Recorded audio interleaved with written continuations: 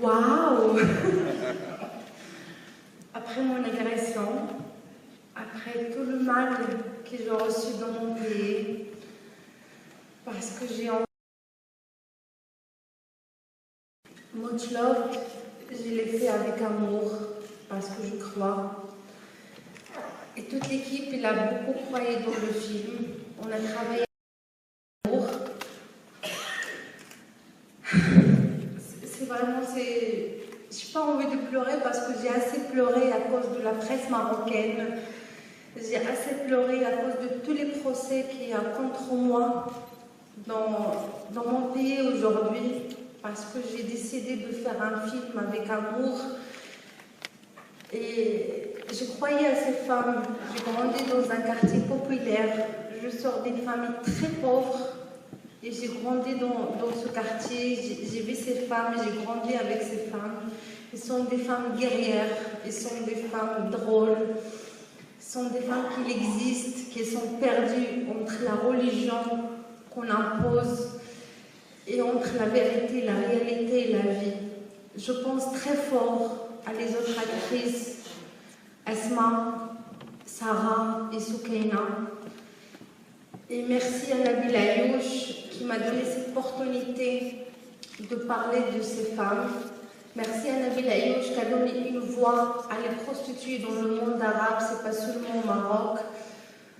Merci à vous, merci à les jurés, merci à ce festival et merci surtout à l'Espagne. Vous avez des très bons vins et un très bon jambon. J'adore le jamon.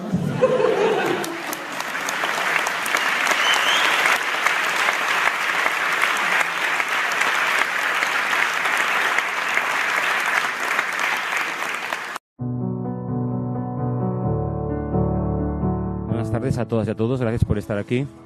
En el día de cierre del Festival de Cine de Gijón tenemos el honor de tener con nosotros a la actriz ganadora del mejor premio como mejor actriz por Much Love, actriz que, como dijimos hace unos días, desgraciadamente fue agredida en Casablanca. Bueno, pues no voy a ni calificar el término de los personajes que son, pues solamente por ser actriz y por defender el cine y por hacer su trabajo de actriz. Le agradecemos muchísimo, de verdad, que esté aquí, porque no es fácil, no imagino que sea fácil salir de su país, tener que refugiarse en Francia y viajar a España con lo que eso conlleva, pero está con nosotros y queremos agradecerla. Y yo pediría, antes de empezar esto, un fuerte aplauso por una mujer valiente, una mujer que ha defendido sus derechos y que hay que decir muy claro que no se puede en ningún momento permitir la violencia de género, ni se puede permitir que una persona por hacer su trabajo sea agredida o amenazada de muerte como está ella en estos momentos. Así que os pido un fuerte aplauso para ella.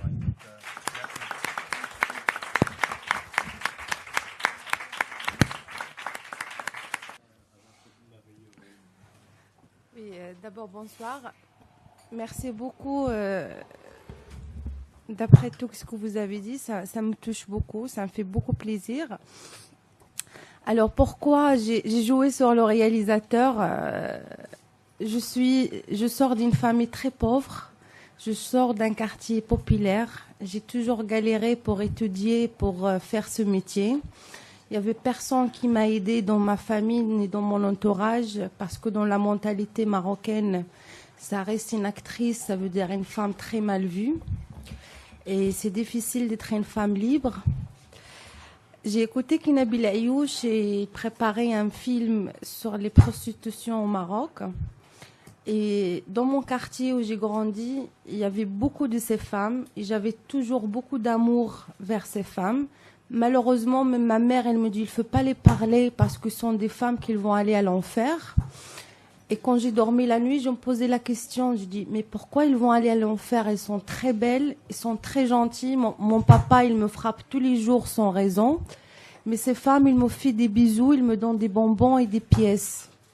J'ai grandi avec cette idée de vraiment ces femmes, le monde entier, ils devraient savoir qu'ils sont vraiment des femmes hyper guerrières, sont des femmes drôles, sont des femmes très belles.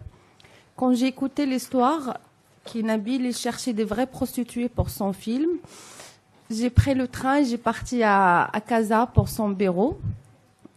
Et je me déguisais autant comme une pute, avec une perruque et plein de maquillage. Je lui ai dit que je suis une pute professionnelle.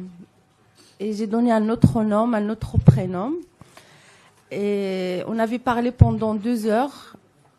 Et le lendemain, il m'a invité à déjeuner. C'était un ramadan. Hein.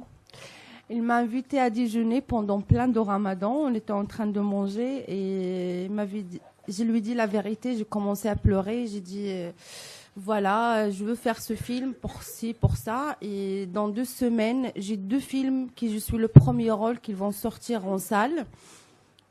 Tu vas savoir, soit maintenant, soit plus tard. Alors, comment on fait? Il n'a pas accepté que je fais le premier rôle, mais il a accepté que je sois une consultante artistique dans son film, par respect de ce que j'ai dans le cœur pour ces femmes. On a travaillé pendant 1 an et demi ensemble comme consultante artistique. Et après, il a décidé de me donner ce rôle. Et je le remercie beaucoup parce que c'est le rôle de ma vie. Et je suis très fière de faire ce rôle, malgré tout ce qui m'est arrivé. Oui, pour moi, c'était aussi la plus dure à tourner, surtout avec son petit. Mais malheureusement, les filles là-bas, ils sont obligés de construire une famille eux tout seuls. C'est pour ça qu'ils habitent toutes les 3 et après ils trouvent la petite disparue dans l'hôpital, ils l'amènent avec eux parce qu'ils n'ont pas d'amour, ils n'ont pas de respect. Ils sont vraiment pour la société, sont des gens visibles. On accepte leur argent, on accepte leur douleur, mais on les accepte pas. Alors pour moi, j'ai beaucoup d'amour vers ma mère. Ma mère, elle me protège beaucoup, elle m'aime beaucoup. Et pour tourner cette scène, c'était vraiment hyper difficile. J'ai une petite fille de 6 ans. Je suis une maman, j'ai une petite fille qui a 6 ans. Et la relation entre les prostituées et leurs enfants, parce qu'ils le font obliger son amour, son tendresse, ils sont là, ils existent pour ça. Ils n'arrivent pas à l'aimer parce qu'ils n'ont pas reçu d'amour. Et c'est ça qui m'a donné le courage aussi de faire ce film. Et tout ce que je voulais avec mes scènes, surtout des scènes dures comme ça, de montrer que ces prostituées aussi sont des êtres humains, sont des gens qui ont besoin d'amour et de tendresse aussi. Et malheureusement, toutes les prostituées au Maroc, elles sont libres. Ils ne travaillent pas avec des macros ni avec des maquerelles, mais ils essayent de construire leur vie toutes seules. Et ils essayent aussi d'avoir une famille tout seul. C'est pour ça, Nouha, dans le film, elle essaye de faire la maman, la tante, la plus dure. Elle veut éduquer, elle veut faire beaucoup de choses. Et les filles sont là en train de faire les petites filles. Elles profitent de sa tendresse et de sa méchanteté des fois. C'est pour ça, ils sont en train de construire une famille avec le vent. Comme on voit le chauffeur de taxi dans le film, toutes les prostituées au Maroc, ils ont un chauffeur de taxi pareil. Ils travaillent avec personne, qu'avec des femmes pareilles. Et c'est la nounou, c'est la personne qui paye les factures, c'est la femme de ménage, c'est le dehors de l'homme à la maison. Bien sûr, il y a des classes et on ne pouvait pas mettre tout dans le film parce qu'il y a des choses qui sont hyper choquantes. Il y a des choses que c'est impossible qu'on puisse parler sur ça. Et la petite blidard qu'ils débarquent, qu'ils ont trouvée dans l'hôpital, il y en a beaucoup, c'est les Marocains qui profitent de ce genre de filles. Mais les autres classes comme Nouha, comme Randa et comme Soukina, c'est vraiment les Européens et surtout les Saoudiens qui profitent de ces femmes. Sauf que les prostituées que j'ai rencontrées tous, ils adorent les Européens. Elle me dit que les Européens, quand je pose ma question, pourquoi les Européens, pas les Arabes? Elle me dit, les Européens, ils me ramènent au restaurant, ils m'achètent des fleurs et des fois, ils me ramènent des cadeaux. Et quand je suis avec un client européen, je sens que je suis une femme. Mais quand je suis avec quelqu'un du pays de Golfe, je sens que je suis un animal. Sauf l'Européen, il donne moi, mais il me donne beaucoup de plaisir. Et les hommes du pays de Golfe, ils donnent plus d'argent, mais ils profitent de moi comme une chienne. C'est ça la différence qu'elle reste. Mais vraiment, les prostitutions au Maroc, que les filles qui sortent avec les Marocains, elles prennent 10 euros, 20 euros par jour, mais qu'ils sortent avec le monde arabe et surtout les hommes de golf, ils arrivent des fois à prendre 2 000 jusqu'à 15 000 euros la nuit. Et si tu as 15 ans, 14 ans, 13 ans et tu es vierge, on peut carrément t'acheter un appartement. Et malheureusement, il y a une chose qu'on ne pouvait pas mettre dans le film, qui c'est hyper dur, qu'il y a les filles, il y a des mamans carrément qui ramènent des petites filles chez des maquerelles spécialisées pour prendre la virginité de la fille de la part d'un saoudien. Et le saoudien, il est prêt de soit donner le point en or, soit d'acheter un appartement carrément. Il y a beaucoup de choses pareilles qui vraiment, on a besoin de faire carrément une série. C'est pas un film. Comme consultante artistique, j'avais proposé à le réalisateur, j'ai insisté pour compléter mon travail, d'habiter ensemble avant les préparations. Et on a habité pendant 3 mois, toutes les 4, dans une villa à Marrakech. Et les dialogues dans le film, vraiment, c'était moi. Parce que le réalisateur, c'est un Français marocain d'une famille un peu riche. Son vocabulaire français, marocain, c'est vraiment chic. Il connaît pas les gros mots, il connaît pas les choses de la rue.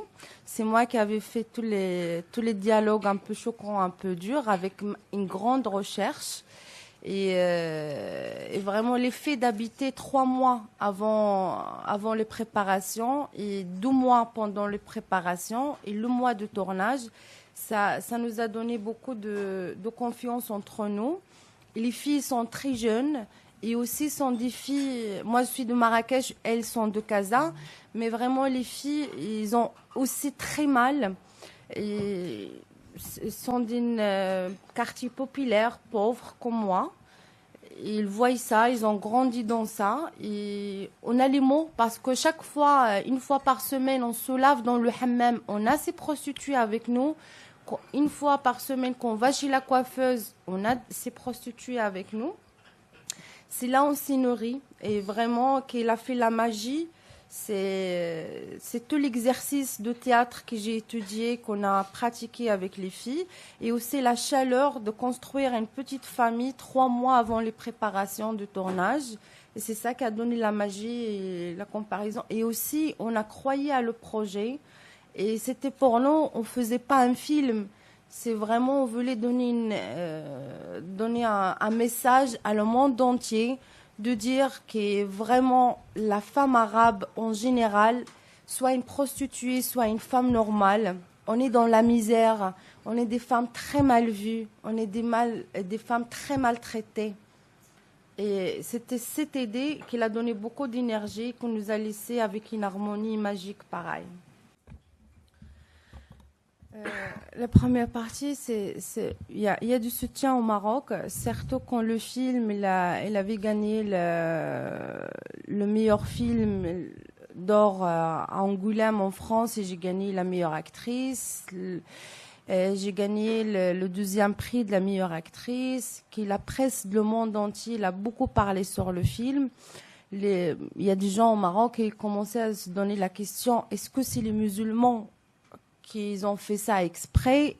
Comment ça se passe? On veut voir ce film. Il y a une grande partie qui le soutient. Il y a une autre partie qui dit, nous les musulmans, on n'a pas des putes. Nous les musulmans, on ne boit pas d'alcool. Nous les musulmans, on fait seulement de la prière, on appelle al djihad et tout leur salade dans leur tête. Qui c'est l'hypocrisie, que c'est pas vrai. J'avoue que je parle pas sur le monde arabe, je veux parler sur le Maroc seulement. On est les 12e au monde à consommer de l'alcool. On est les premiers au monde à accéder dans les sites de porno. Mais on ne veut pas parler de ça. Qu'est-ce que ça a dérangé? Pour moi, je vois, c'est comme il y a une femme très moche. Elle vit quoi avec plein de maquillage. Et moi et le réalisateur, on est arrivé le matin tôt, elle est encore dans son lit, on a mis un miroir sur son visage. Et ça a beaucoup dérangé. La femme, bien sûr, a tombé dans les pommes. Alors, après tous ces prix, tous les gens, le monde entier qui a ouvert les bras bien ouverts pour le film, Je crois que le ministre, il ne peut pas changer de parole, malgré qu'il n'a pas vu le film. Il ne veut pas changer de parole, car c'est un musulman. Et un musulman, quand il donne la parole méchamment, il ne change pas. Mais quand il donne la parole gentiment, il change. En fait, c'est une hypocrisie totale qu'ils n'arrivent pas à comprendre, parce que ça reste qu'un film. Et si vous ne voulez pas voir le film, ça ira d'aller sur le centre-ville, s'asseoir sur une terrasse et vous allez voir tout ça clairement et encore pire. Qu'est-ce qui m'a dérangé sur les choses qui m'arrivaient? Me traiter de pute, c'est très bien, ça ne me dérange pas. Parce que chez moi, tu fumes une cigarette, tu es une pute. Tu es habillée avec une robe, tu es une pute. Tu as un petit copain, tu es une pute. Tu as envie d'être différente, tu es une pute. Pour que je fasse un rôle et me traite de pute, c'est pas grave, j'ai grandi avec ça, j'écoute la pute. Il n'y a pas comme moi, beaucoup des femmes marocaines dans la rue, gratuitement tous les jours, on a pris l'habitude. Mais vraiment, qu'est-ce que je comprends pas, pourquoi cette hypocrisie à ce moment-là? On vit dans un monde qui est, comme par exemple Marrakech, c'est une ville touristique successionnelle.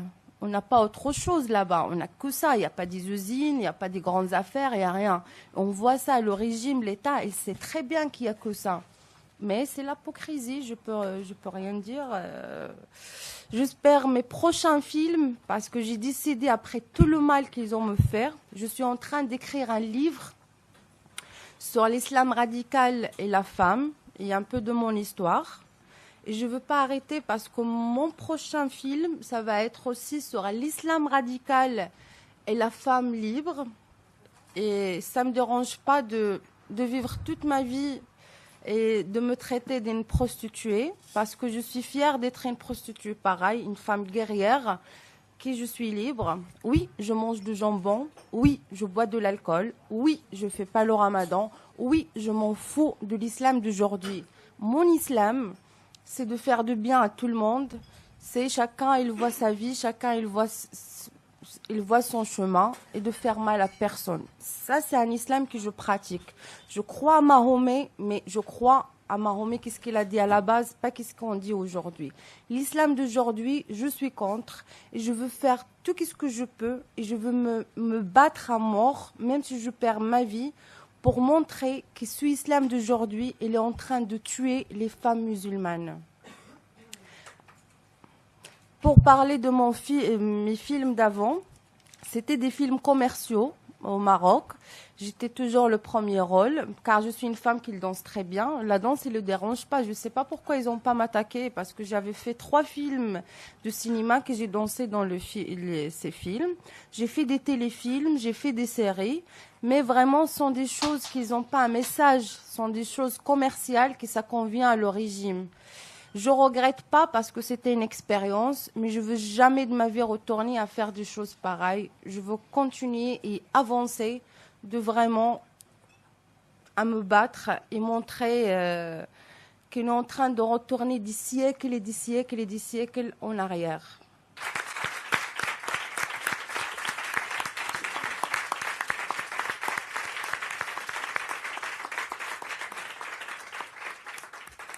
Como veis, aparte de una magnífica actriz, es una mujer valiente y una mujer de hoy en día, de nuestro siglo, y eso es muy importante. Antes de despedirla, como creo que se merece, quiero anunciar algo. Es que el Festival de Cine de Gijón se une a la campaña que está promoviendo el Festival de Cine de San Sebastián por la liberación de Keimar Karimi, un director joven iraní que ha sido condenado a 6 años de cárcel, a 233 latigazos públicos, solo por haber hecho un videoclip y un documental que, según ellos, les agrede a la religión, agrede al gobierno. Ese documental fue incautado en un disco duro y ni tan siquiera se había exhibido. Así que nos adherimos y pedimos la inmediata liberación de Keimar Karimi, porque creemos que nadie, por hacer arte, puede estar en la cárcel. Muchas gracias.